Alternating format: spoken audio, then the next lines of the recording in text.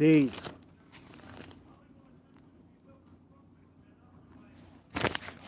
Peace, peace.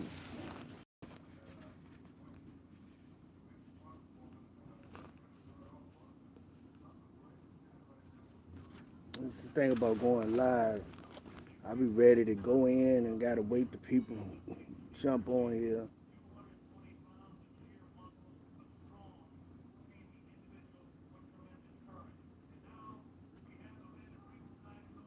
I'm gonna give it about 2 minutes though.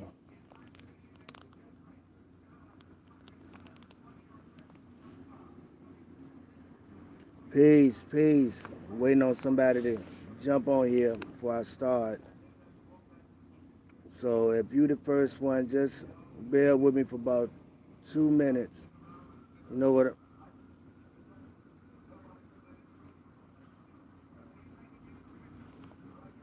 In about 2 minutes, I'll take off.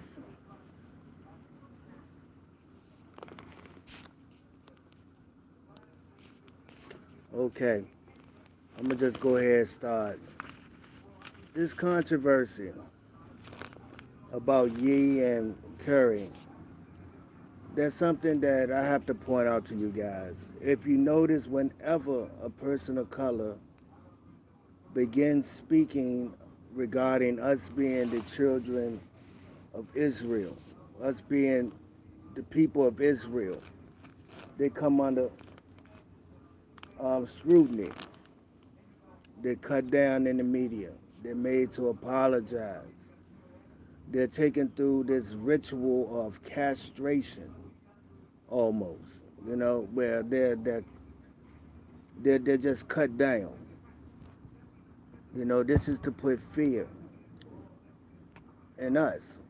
This is a form of buck breaking, something they used to do when we were on the plantations, where they would take the biggest and the strongest slave and pull him out in front of us and break him down. That was to eliminate our minds with fear that we never get out of line again. And this is what they're doing to Curry. This is what they're doing with Ye.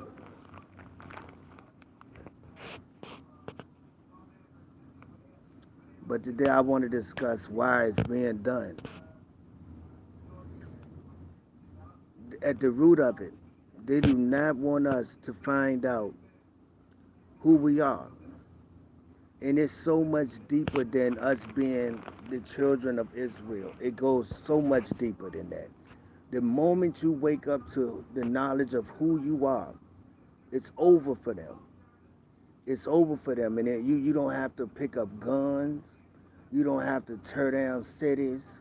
You don't have to go in on nobody. The knowledge of who you are is sufficient enough to shut everything down. Everything. And what is that knowledge? What is that secret? It's your identity. And it starts right here in the Bible. I'm going to go to Genesis chapter 3, verse 15. This is after Adam and Eve was in the garden. They was given instructions and they disobeyed. After Eve was invited by the serpent to disobey. This is where I'm going to start. I want you to pay close attention to these words here because I'm going to make it all make sense, but pay close attention. This is after God is, this is after, but this is when God is punishing all persons involved. And this was the punishment of the serpent. Okay? And it reads, because thou hast done this, thou art cursed above all cattle and above every beast of the field. Upon thy belly shalt thou go, and dust shalt thou eat all the days of thy life. But that's nothing. Listen to this. And I will put enmity between thee, talking about the serpent, and the woman, and between thy seed, the serpent's seed, and her seed. Now, the question you have to ask yourself, if this serpent is in fact a serpent, what does this talk about a seed? I will put enmity between thy seed, the woman, and the serpent. So the serpent is a seed or has a seed. Well, that dispels the myth that this serpent is an actual serpent. This is more or less a characteristic because this serpent clearly had a bloodline. He had a sperm. And God is pointing out that in the days to come, there will be enmity put between the woman and the serpent seed.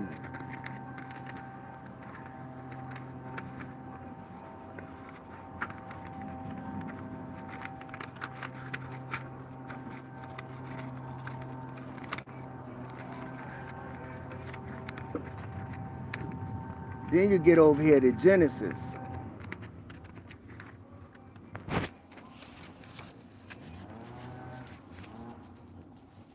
chapter 25, verse 22. And pay attention to this because it has a direct bearing on what we just went through, what I just went over with you. The Lord said unto her, talking to Rebekah, two nations are in thy womb, and two manner of people shall be separated from thy bowels. And the one people shall be stronger than the other people, and the elder shall serve the younger. Mhm. And when her days to be delivered were fulfilled, behold, there were twins in her womb. Let me backtrack for 1 second. I want to show you something. When you see it, it's going to blow your mind.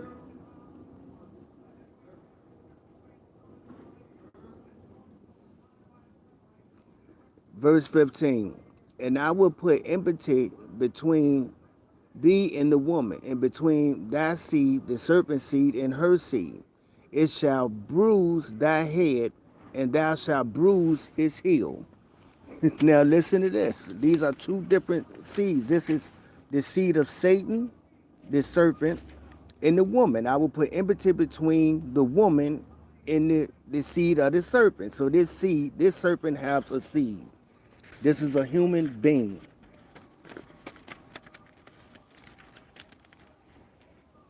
So when you get over here to Genesis 22, I want you to pay attention to what happens at the time of the birth of these two children.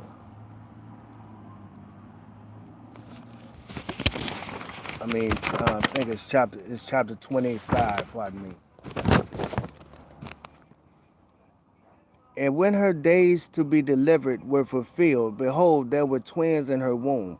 And the first came out red and all over like a hairy garment, and they called his name Esau. That's the first son. And after that came his brother out, and his hand took hold of Esau's heel. Did you catch that? God tells you earlier in the book of Genesis that he will put enmity between the seed of the serpent and the seed of the woman, and that her seed would bruise the head, and his seed would bruise the heel.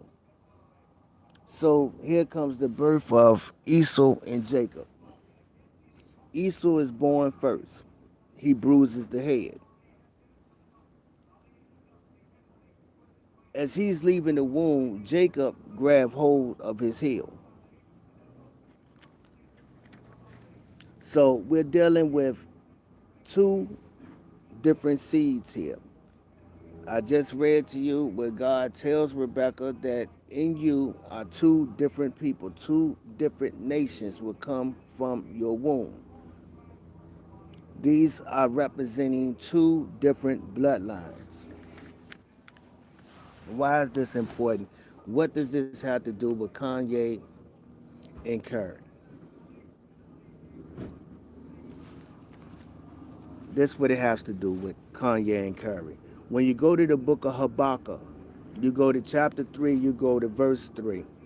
And it reads, God came from T-Man, and the Holy One from Mount Paran. Stop right there. God came.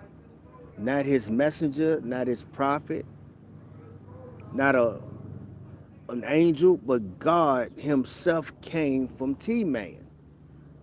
But what is T-Man? T-Man is the eldest son of Esau, who represented one of the two nations that was seen in Rebekah's womb. Remember, in your womb will be two different groups of people, two different nations, two different characteristics, two different bloodlines. How does this tie back to God telling the serpent that he will put enmity between his seed, the serpent seed, and the seed of the woman? Because these represent two different bloodlines. The controversy is not about being a Jew. That's the last thing you want to be. When you read Revelation chapter 3, verse 9, God said that he would make those who call themselves Jews of the synagogue of Satan. They've been deceivers all the days of their lives. In fact, when you go to John 8, verse 44, Jesus talking to a group of Jews, he say, no, you are not of my father, you are of your father, the devil. He was a murderer from the beginning and walk not in truth. When he speaks a lie, he speaks of his own nature, for he is a liar and the father of lies. Jesus called them out. Now you know why they're called out. Jacob stole the birthright of Esau. But God tells Esau, after you have served your brother a great number of years, you will grow in strength and you will break your brother's yoke. What is going on right now is the breaking of the yoke. Ye, Kyrie, and all other black people who have raised the question of our identity are sparking a conscious and a conscious change in our people. We are now more interested than ever before on who we are. We've been niggers for 400 years. We've been Negroes. We've been colored people. Now, for the first time since we've been in America, we are starting to ask the question of who we are. And this is where the fear come in, because their blessings are brought about on keeping us ignorant to who we are. Do you know how many Jewish families our artists have made rich? Do you know these contracts that Kanye is talking about? The artist dies broke, but the contract holder makes millions continuously all the days of their lives off of our catalog, off of our art. This is why God hated Esau. And the word is not hate. It says in Hebrew, he frowned on Esau. And this is why those who get some knowledge think that they are Jacob's. You're not Jacob, you belong to Esau.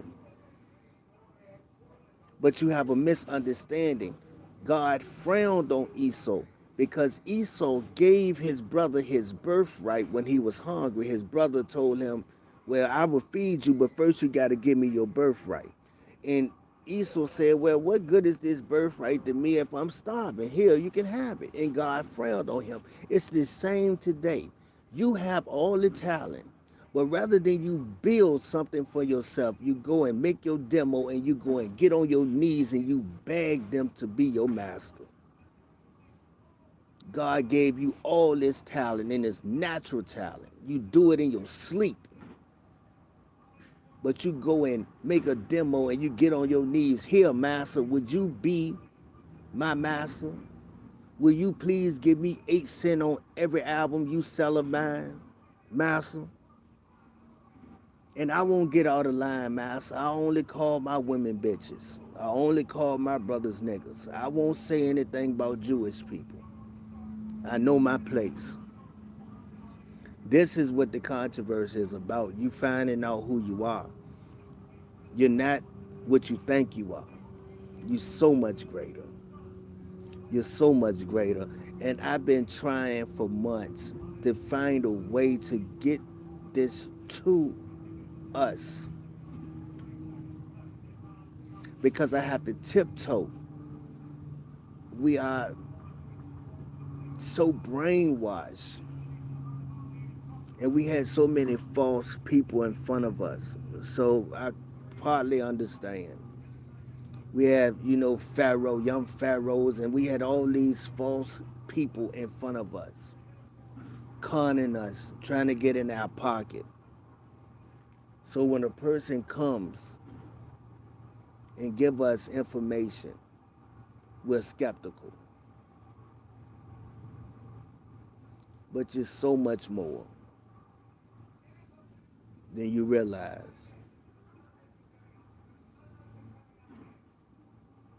And I'm going to stop now because I think I may have had 2 viewers, and that's what I'm saying.